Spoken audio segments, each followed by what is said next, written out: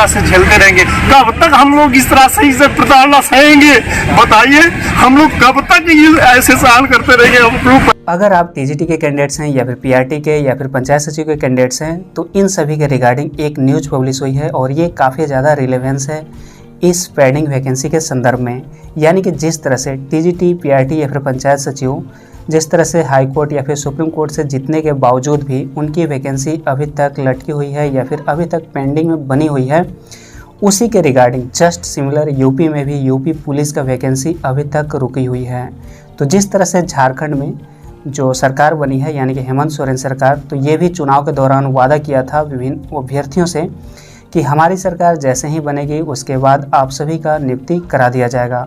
तो उसी तरह से यूपी में भी उन सभी से वादा किया गया था। योगी सरकार बनने से पहले योगी ने वादा किए थे कि जैसे ही हमारी सरकार बनेगी उसके बाद आप सभी का नियुक्ति करा दिया जाएगा, लेकिन दोनों तरफ अभी रुकी हुई है प्रोसेस।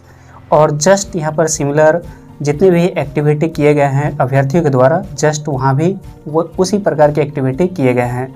जैसे हाई कोर्ट में लड़ा गया या फिर सुप्रीम कोर्ट में लड़ा गया या फिर धरना प्रदर्शन विभिन्न तरीके से दिए गए, तो ये सभी काफ़ी ज़्यादा सिमिलर हैं। और इसके द्वारा आ रहा है, ना ही कोई पूछताछ हो रही है, बस कोई आता है, कोई पुलिस प्रशासन आता है, झूठा आश्वासन देके जाता है कि हाँ आपके काम हो जाएगा, लेकिन ऐसा कुछ होने वाला नहीं। आइए बात करते हैं, इनसे जानते हैं जी क्या नाम है। जी कुछ कहना चाहते हैं? हाँ, मैं नहीं कहना चाहता हूँ। महाराज जी जो वादा बुलंदशहर में किया था वो भूल गए।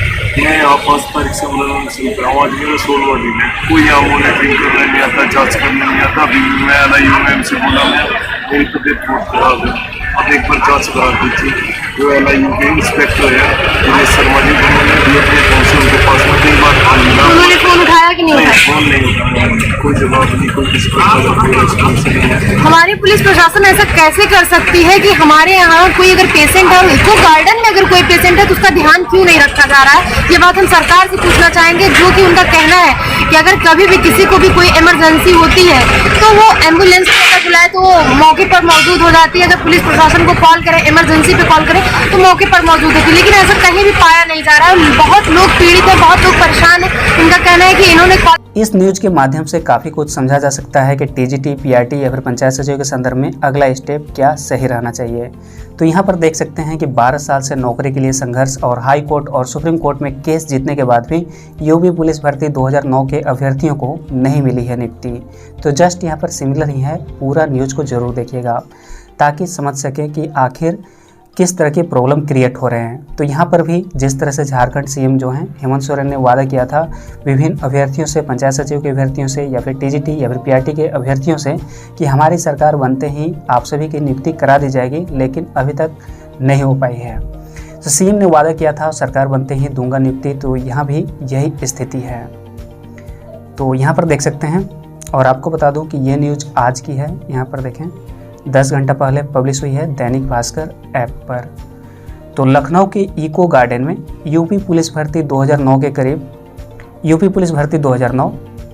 के करीब 30 अभ्यर्थी 5 सितंबर से आमरण अनशन पर बैठे हैं और इनके हाथ में सुप्रीम कोर्ट के उस आदेश की कॉपी है जिसमें लिखा है कि इनकी मांग सही है और उस मांग पर फैसला लिया जाए। चुनावी रैली के दौरान सीएम योगी ने आश्वासन भी दिया था, लेकिन उसका कोई भी नतीजा नहीं निकला है। तो 13 साल से, हालांकि झारखंड में भी लगभग 5 साल से लोग नियुक्ति का इंतजार कर रहे हैं। अभ्यर्थी परेशान हैं, सभी ओवर एज हो चुके हैं, निश्चित तौर पर ओवर एज हो ही जाएंगे। इनके पास कोई भी विकल्प नहीं है। तो आइए जान लेते हैं कि इनके पक्ष क्या हैं। यहाँ पर देख सकते हैं और बैनर को अगर ध्यान से देखें तो यहाँ पर स्पष्ट नज़र आ रहा है कि सुप्रीम कोर्ट से जीतने के बावजूद भी नियुक्ति न मिलने के विरोध में आमरण अनशन किया जा रहा है।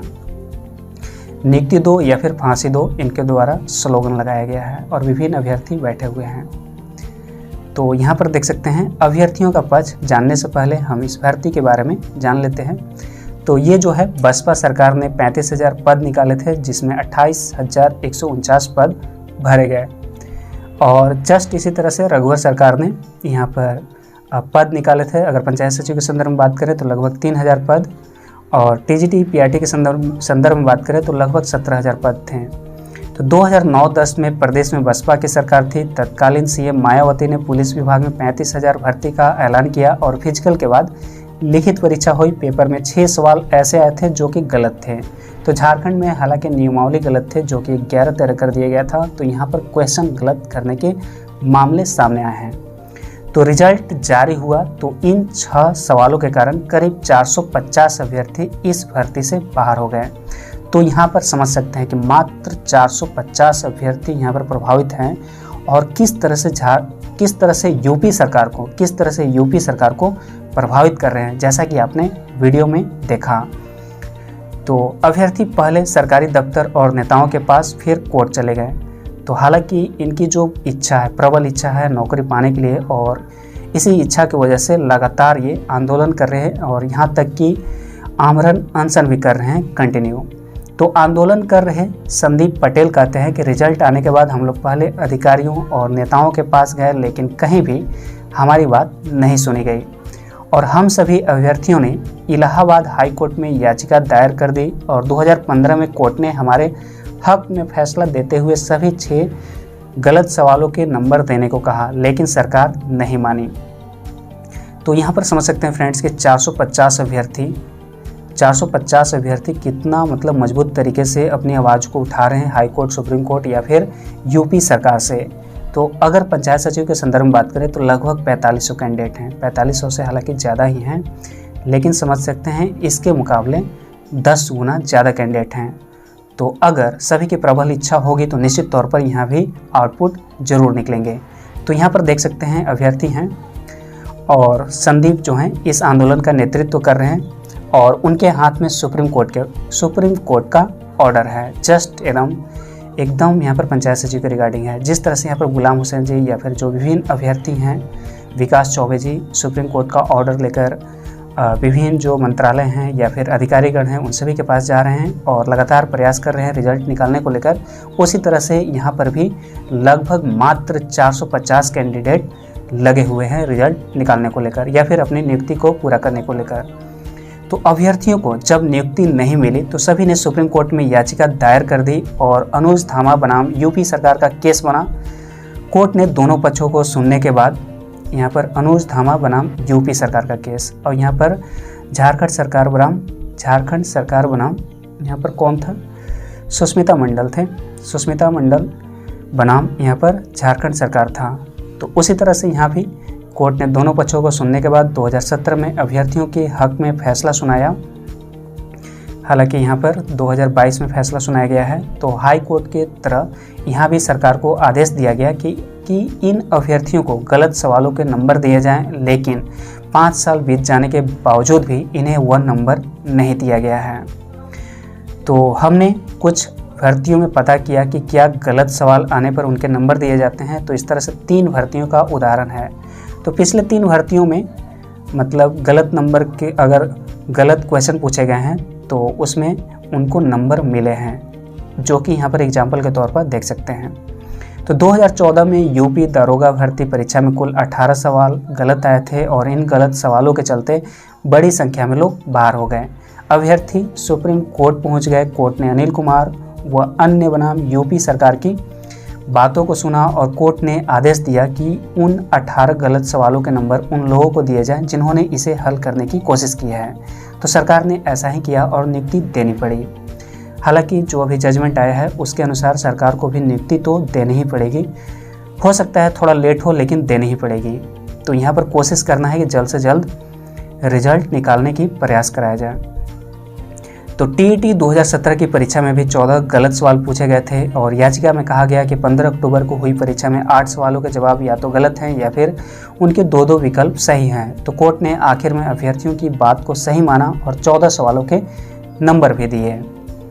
तो CPMT की परीक्षा में भी लिखित परीक्षा में गलत सवाल आए और अभ्यर्थियों ने कोर्ट में याचिका दायर करके आपत्ति जताई और उन्हें उस गलत सवाल के पूरे नंबर मिले। यानी कि इनका हिस्ट्री स्पष्ट है और मतलब अभ्यर्थियों के संदर्भ में पॉजिटिव है, यानी कि नंबर दिया गया है तो निश्चित तौर पर इन्हें भी नंबर मिलना चाहिए और इनकी भी नियुक्ति होनी चाहिए। ये है सुप्रीम कोर्ट का जजमेंट की कॉपी का फर्स्ट पेज है, देख सकते हैं, जो कि अभ्यर्थियों के पक्ष में आया है। तो इसी तरह से यहाँ भी TGT, PRT या फिर पंचायत सचिव के संदर्भ में उनके पक्ष में यहाँ पर सुप्रीम कोर्ट का जजमेंट आया है। तो यहाँ पर देख सकते हैं कि आखिर इस भर्ती में क्या दिक्कत है। तो अभ्यर्थी स्पष्ट कहना है, यहाँ पर देख सकते हैं कि सब कुछ सरकार के ऊपर है फिलहाल, और हम अधिकारियों के पास जाते हैं तो उनके पास खारिज करने का कोई भी विकल्प नहीं होता। तो इस बात से स्पष्ट है कि यहाँ पर किसी भी वैकेंसी को खारिज नहीं किया जा सकता है। तो किया जा सकता है क्या, तो बस यहाँ पर लेट किया जा सकता है, और लेट किया जा सकता है। और अगर अभ्यर्थी की प्रबल इच्छा रहेगी और अभ्यर्थी अगर चाहें तो निश्चित तौर पर सरकार से रिजल्ट ले सकते हैं विभिन्न तरह के प्रेशर बना के। तो यहाँ पर देख सकते हैं कि बल्कि वह कहते हैं कि तुम्हारा मामला बहुत पुराना हो गया है और अब हमारा मामला सरकार के कारण ही तो पुराना हुआ है। तो इनका कहना है कि मामला जो पुराना हुआ है ये तो सरकार की वजह से ही हुआ है, हमारी वजह से तो हुआ नहीं है। तो पूरी तरह से यहाँ पर गवर्नमेंट की गलती है और निश्चित तौर पर गवर्नमेंट को यहाँ पर नियुक्ति देनी ही होगी। हालांकि देर हो रहा है लेकिन नियुक्ति तो देना ही होगा। तो सीएम ने आश्वासन भी दिया पर नियुक्ति नहीं दी। तो अभ्यर्थी बताते हैं कि विधानसभा चुनाव के दौरान योगी आदित्यनाथ बुलंदशहर में रोड शो कर रहे थे और उस वक्त हमारी मुलाकात उनसे हुई। इसी तरह से कई अभ्यर्थियों की मुलाकात सीएम हेमंत सोरेन से भी हुई है, और सीएम हेमंत सोरेन का पहले स्टेटमेंट था कि आपका जो मुद्दे हैं हमारे संज्ञान में हैं, और उसी तरह से यहाँ भी संज्ञान की बात देकर टाल दिया गया। तो सीएम ने आश्वासन दिया था कि 10 मार्च के बाद सरकार बनने पर हम सबसे पहले आप लोगों की नियुक्ति करवाएंगे, और जस्ट इसी तरह इनका तो मैनिफेस्टो में भी दिया गया था कि पंचायत सचिव की नियुक्ति कराई जाएगी जैसे ही हमारी सरकार बनेगी, पंचायत सचिव या फिर टीजीटी या फिर पीआरटी की। लेकिन 7 महीने बीत जाने के बाद भी नियुक्ति नहीं मिली, और 2 बार हालांकि जनता दरबार में भी लोग जा चुके हैं। यहाँ पर देख सकते हैं कि अभ्यर्थियों ने कहा हमारे पास आगे कोई भी अवसर नहीं है और 12 साल से हम कानूनी लड़ाई लड़ रहे हैं। यहाँ पर देख सकते हैं दैनिक भास्कर को स्टेटमेंट दे रहे हैं। तो नियुक्ति नहीं मिली, तो अगर नियुक्ति नहीं मिलती है तो क्या करेंगे, इसके जवाब में जितने भी आंदोलनकारी थे उन सभी अभ्यर्थियों का कहना है कि हमारे पास इसके अलावा कोई भी विकल्प नहीं है और हम 12 साल से मुकदमा लड़ रहे हैं और हम पीछे नहीं हटेंगे। अगर सरकार नहीं सुनती है तो हम यहीं आत्मदाह कर लेंगे। तो इस तरह की प्रेशर बनाई जा रही है यहाँ पर यूपी गवर्नमेंट पर। से महोदय जी से ये निवेदन करना चाहूंगा, कब तक हम इस तरह से झेलते रहेंगे, कब तक हम लोग इस तरह से इसे प्रताड़ना सहेंगे, बताइए। हम लोग कब तक ऐसे सहन करते रहेंगे, हम लोग परिवार अपना साथ लेकर तो ध्यान से देखिए कि कैसे भैया रो रहे हैं। इन अंकल जी की आंखों से इसलिए आंसू टपक रहे हैं कि पुलिस प्रशासन की जो बदतमीजी अभद्रता है वो इस तरह से उतर आए हैं वो लोग कि जबरदस्ती लट के जोर पे यहाँ से चारबाग स्टेशन तक इन लोगों को ले जाया गया, और इनकी आंखों में, इनकी आंखें में, सबकी आंखें लगातार नम है क्योंकि सब आमरण अनशन पर भूखे प्यासे बैठे हैं। हम ये बात और जानना चाहते हैं कि 16 दिन से आप लोगों का आमरण अनशन जो है, क्या आप लोग कुछ भी नहीं खाते हैं? कुछ पीते भी नहीं है? नहीं। तो कैसे आप लोग चल रहे हैं? अभी हमने जो यहाँ रहते हैं तो कंटिन्यू।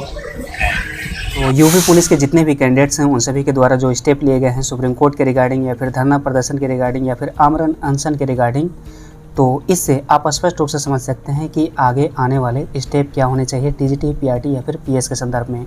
मैं यहाँ पर नहीं कहना चाहूँगा या फिर कोई भी स्टेटमेंट नहीं देना चाहूँगा, क्योंकि कुछ लोगों का कमेंट आ जाता है कि आप इसके प्रति बायस हैं या फिर इसके रिगार्डिंग आपका स्टैंड है। लेकिन ये जो मैटर है यहाँ से तो स्पष्ट है कि यहाँ जो कोशिश किया गया है सुप्रीम कोर्ट की तरफ से भी ज़बरदस्त तरीके से किया गया है, जितने भी 450 कैंडिडेट हैं उन सभी के द्वारा, और धरना प्रदर्शन यानी कि जो आमरण अनशन किया गया है ये भी ज़बरदस्त तरीके से मीडियाबाजी किया गया है या फिर इस पॉइंट को हाईलाइट किया गया है। तो अगर झारखंड के संदर्भ में समझा जाए तो टीजीटी, पीआरटी या फिर पीएस ये सभी तो लगातार यहाँ पर गवर्नमेंट के पास प्रेशर बनाते ही रहे हैं। तो यहाँ पर लगातार जो मुख्यमंत्री हैं या फिर मंत्रीगण हैं या फिर विधायकगण हैं या फिर विभिन्न पदाधिकारीगण हैं उन सभी पर तमाम तरह के प्रेशर बनाए गए हैं, लेकिन और सुप्रीम कोर्ट के द्वारा भी प्रेशर बनाया गया है। लेकिन एक बात जो बच जाता है वो चीज़ है कंटेम्प्ट ऑफ कोर्ट। तो कंटेम्प्ट ऑफ कोर्ट या फिर कोर्ट से क्लैरिफिकेशन जो भी हो या फिर कोर्ट से यहाँ पर डेट की बाउंडिंग, रिजल्ट निकालने को लेकर बाउंडिंग, ये लेना काफ़ी ज़्यादा ज़रूरी है, क्योंकि प्रेशर जो बनाया जा सकता है तो हमें लगता है कि तमाम तरह के प्रेशर, लगभग पर्याप्त प्रेशर बनाया जा चुका है टीजीटी, पीआरटी या फिर पंचायत सचिव के संदर्भ में सरकार पर। यहाँ पर एक स्टेप जरूरी यहाँ पर समझ में आता है कि यहाँ पर सुप्रीम कोर्ट के रिगार्डिंग अगर गवर्नमेंट जाने वाली है टीजीटी के रिगार्डिंग, टीजीटी रिजल्ट के क्लेरिफिकेशन के संबंध में, तो अगर पंचायत सचिव के संदर्भ में भी अगर क्लेरिफिकेशन लेने की बात आए तो निश्चित तौर पर पंचायत सचिव अभ्यर्थियों को उसमें टैग करना होगा और अपने वकील को निश्चित तौर पर उतारना होगा। हमारा उद्देश्य बस इतना था कि इसी के सिमिलर जब यहाँ पर न्यूज आई है तो उन सभी से आप सभी को अवगत कराना। तो इसके रिगार्डिंग आप फैसले लेने में सक्षम हैं जहाँ तक हम समझते हैं, तो निश्चित तौर पर आप फैसले लें। तो मिलते हैं नेक्स्ट वीडियो में नेक्स्ट इन्फॉर्मेशन के साथ। Thanks for watching and wish you all the best.